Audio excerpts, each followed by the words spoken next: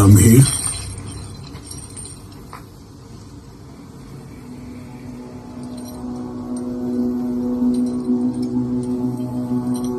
ఈ దృశ్యాన్ని కాసేపు తనివి తీర చూడనివ్వు ఖాన్.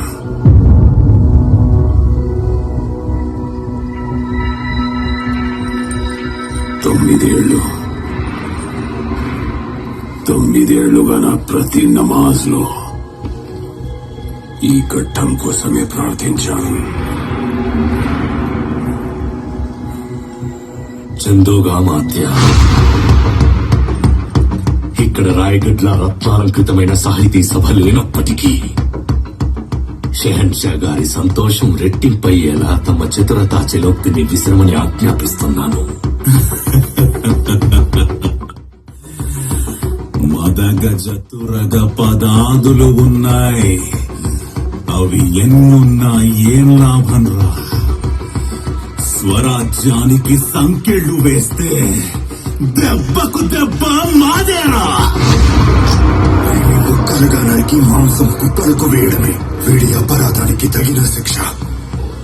నా మాంసాన్ని మీ కుక్కలకి మాత్రమే పెట్టండి, కనీసం అవి ఈ రకంగానైనా విశ్వాసాన్ని రుచి చూస్తాయి. వాటికి పుట్టున్నా బాగుండు అని చాలా మంది అనుకుంటారు. ఇక్కడ మజా నహీ ఆయా.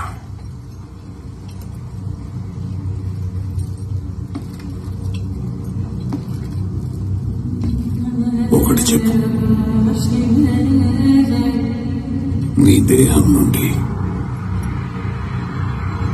ప్రాణాలు వేరు చేసే ముందు నాకొక సమాధానం కావాలి. అసలు ఈ స్వరాజ్యం అంటే ఏంటి? దానికోసం నీ ప్రాణాలు కూడా ఇవ్వటానికి సిద్ధపడ్డావు. ఇప్పుడు ఎక్కడికి వెళ్ళింది నీ స్వరాజ్యం?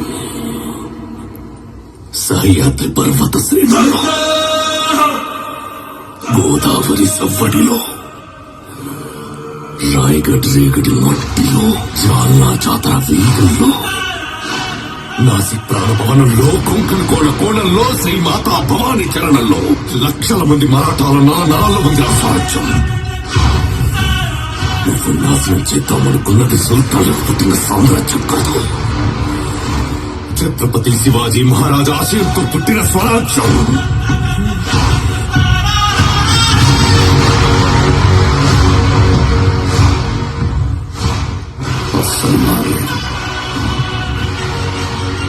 షెహన్షా ముందు సంకళ్ళతో నుండి కూడా కళ్ళతో నిప్పులు కప్పుతున్నావు.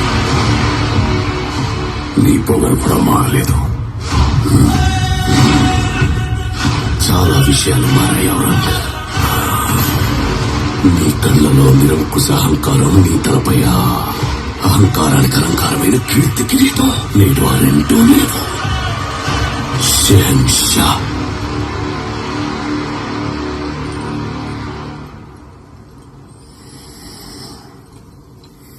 వీణ్ణి ఎలా హింసించాలంటే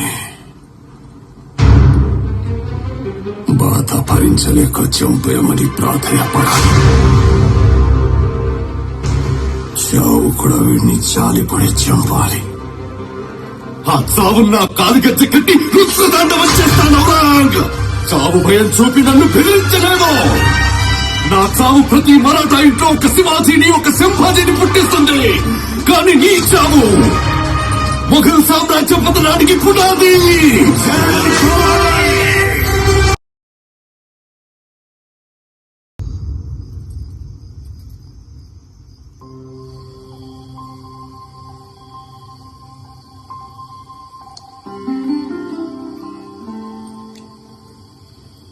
శ్రీ సఖీ, ఏంటి కొత్తగా నా గురించి చింతిస్తున్నారు? మీరు మమ్మల్ని శంకిస్తున్నారా లేక మా వీరత్వాన్ని సందేహిస్తున్నారా? ఆ దేవుణ్ణైనా సందేహిస్తాను కానీ మీ వీరత్వాన్ని మాత్రం శంకించలేను ప్రభు. మిమ్మల్ని తలుచుకుంటే చాలు విశ్వాసమే కాదు, విజయ గర్వంతో ఉప్పొంగిపోతాను. మాపై మీకెందుకింత అపారమైన నమ్మకం శ్రీ సఖీ? మాకే అంతు చిక్కని ఆ కారణం ఏమై ఉంటుంది? మన పెళ్ళప్పుడు జీజావు సాహెబ్ నాకు ఇంకో విషయం కూడా చెప్పారు. ఏ విధంగా అయితే రుద్రుడు కైలాసంలో తాండవం చేస్తాడో అదే విధంగా శంభు మహారాజ్ దక్షిణ పదాన్ని పరిపాలిస్తాడు. స్వరాజ్య జ్యోతితో హిందూ సామ్రాజ్యాన్ని వెలిగేలా చేస్తాడు అని. మీకు చెప్పినట్టే జిజావు సాహిబ్ మాకు కూడా ఒక మాట చెప్పారు. నానా శంభు, నీ భార్య అందరిలాంటి స్త్రీ కాదు, సాక్షాత్ పార్వతీదేవి అంశ అని. ఎలా అయితే పార్వతీదేవి లేకుండా పరమశివుడు ఉండలేడో అలాగే నా శ్రీసఖి లేనిదే నేను లేను. అందుకే కదా ఈ సఖి శ్రీవారి మనసులో కొలువైంది.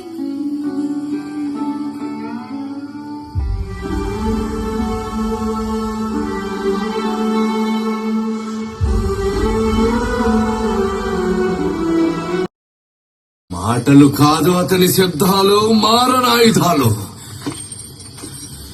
విల్లంబులు ఖడ్గాలెన్నున్నా ఒక్క మాట చాలు. చందగోమాత్య,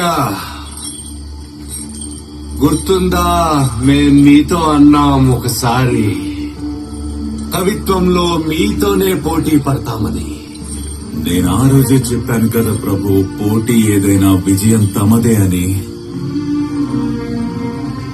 మనసుని అదుపులో ఉంచాలోయ్, నిగ్రహమే నీ విజయం.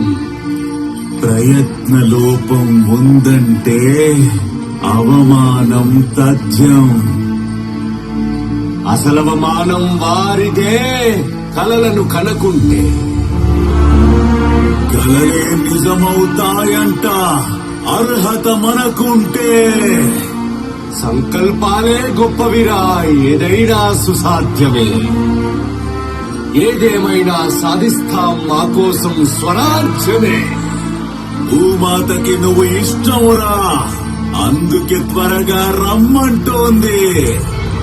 నువ్వు సర్వం కోల్పోయాకేగా చరిత్ర సృష్టిస్తావంది.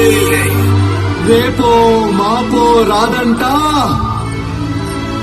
నేడే రేపటి చరితంట.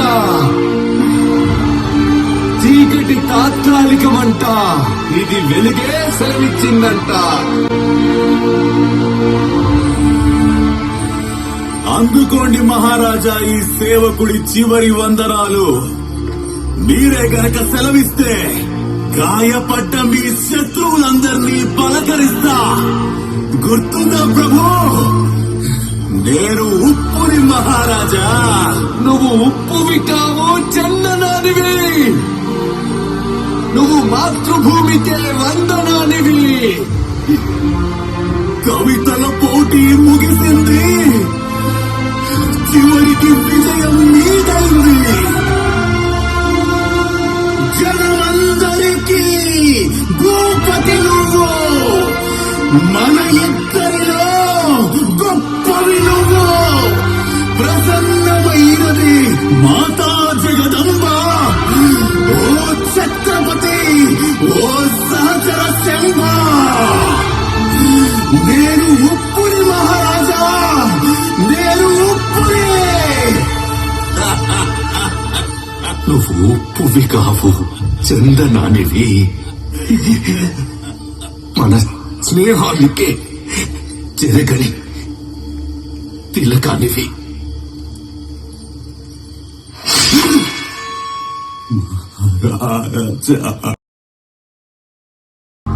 మన బంజరు భూమిలో ఇలాంటి చెట్టు ఒక్కటి లేదెందుకు?